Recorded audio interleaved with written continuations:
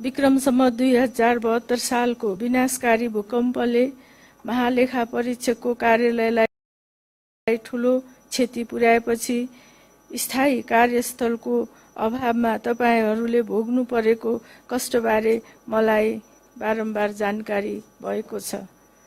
त्यसपछि विभिन्न आधारजन स्थानमा सर्दै 2078 साल मङ्सिरदेखि यस नयाँ भवनबाट कार्य सञ्चालन सुरु भई आज यसै भवनमा 64औं वार्षिक उत्सव मनाउन सफल भएकोमा तपाईहरूलाई म पुनः बधाई दिन चाहन्छु।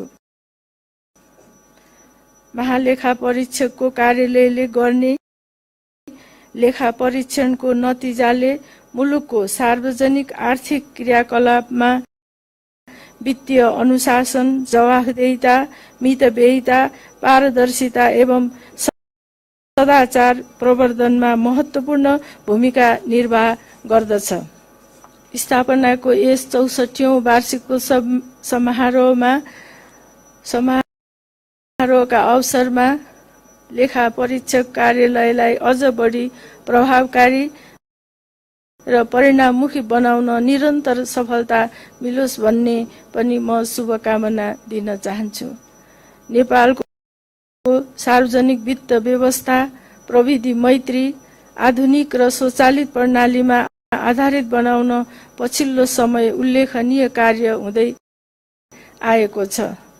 यसै सन्दर्भमा महालेखा परीक्षकको कार्यालयले 2078 साल मङ्सिरदेखि हाते प्रणाली विस्थापित गरी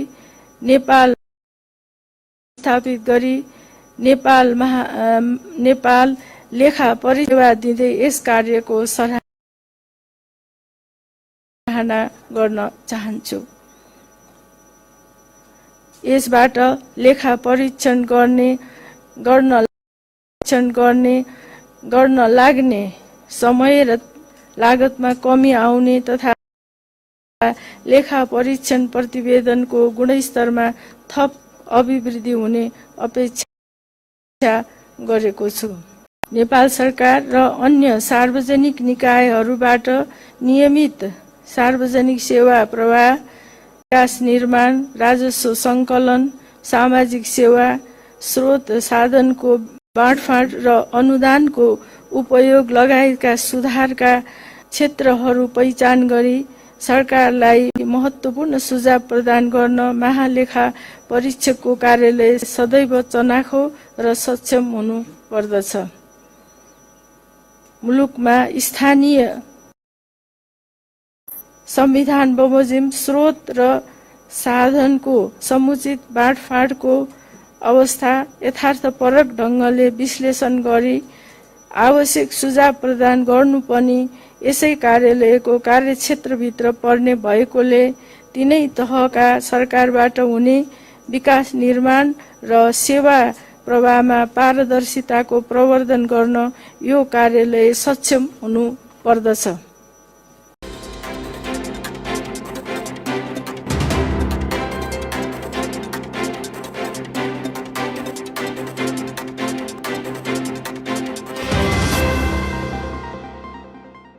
सार्वजनिक वित्तीय व्यवहारमा पारदर्शिता र स्वच्छता हासिल गरी सार्वजनिक प्रशासनमा देखिएका अनियमितता, चुहावट र भ्रष्टाचारजन्य कार्यलाई नियन्त्रण गर्दै मुलुकमा विकास र समृद्धिको वातावरण सिर्जना गर्न राज्यका सम्पूर्ण निकायको एकीकृत र समन्वयात्मक प्रयास हुनु पर्दछ। आर्थिक वर्ष 2077-78 को कारोबार परीक्षण गरी 59औं वार्षिक प्रतिवेदन तयारीको क्रममा रहेको मैले जानकारी पाएको छु। हरेक वर्षका प्रतिवेदनहरूले बेरुजु बढिरहेको पक्ष औल्याएका छन्। अपेक्षाकृत रूपमा बेरुजु फर्सेट भएको देखिँदैन।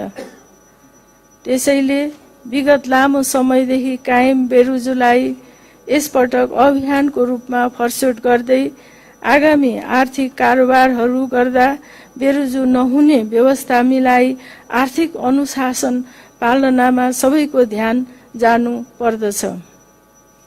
पछिल्लो समयमा नवस्थापित स्थानीय तहका निकायहरूमा अनियमितता वृद्धि हुँदै जानु चिन्ताको विषय बनेको छ। हाल स्थानीय तहको निर्वाचन सम्पन्न भई नयाँ नेतृत्वले जिम्मेवारी सम्हाल्ने क्रम सुरु भइसकेको सन्दर्भमा नयाँ नेतृत्वले विगतका कमजोरी नदोहोरिने गरी आर्थिक अनुशासनको पालना गर्नु पर्दछ। आर्थिक शुद्धता नै सुशासनको सबैभन्दा महत्त्वपूर्ण आधार हो भन्ने कुरा हामीले बुझ्न र बुझाउन आवश्यक छ। महालेखा परीक्षकले संघीय सरकार, प्रदेश सरकार र स्थानीय तह समेतको लेखा परीक्षण सम्पन्न गरी पेश गर्ने वार्षिक प्रतिवेदनमा प्रस्तुत गरेका विषयहरूको सम्बन्धित निकाय र सरकारवालाको चासो र जिज्ञासा वृद्धि गर्नु पर्दछ। प्रतिवेदनहरू मार्फत उठाइएका विषयवस्तुलाई संघीय संसद, प्रदेश सभा तथा स्थानीय तहले गम्भीरतापूर्वक लिई एकै प्रकृतिको विषय र बेहोराहरू नदोहोरिने व्यवस्था मिलाउनु आवश्यक छ। लेखा परीक्षण कार्यमा संलग्न राष्ट्र सेवक लेखा परीक्षकहरूको इमानदारीता र नैतिकताले आर्थिक अनियमितता उजागर गर्न तथा अनुशासन पालना गराउन महत्त्वपूर्ण स्थान राख्दछ।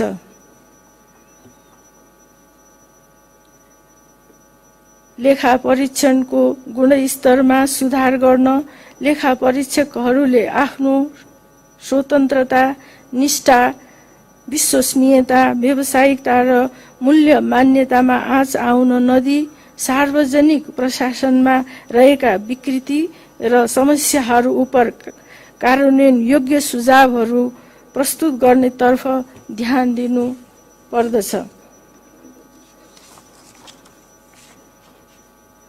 महालेखा परीक्षकको कार्यालयको 64औं वार्षिक उत्सवका अवसरमा लगनशील र अनुशासित भई उत्कृष्ट कार्य सम्पादन गरी पुरस्कृत हुनुभएका कार्यालयका राष्ट्र सेवक कर्मचारीलाई म हार्दिक बधाई दिन चाहन्छु।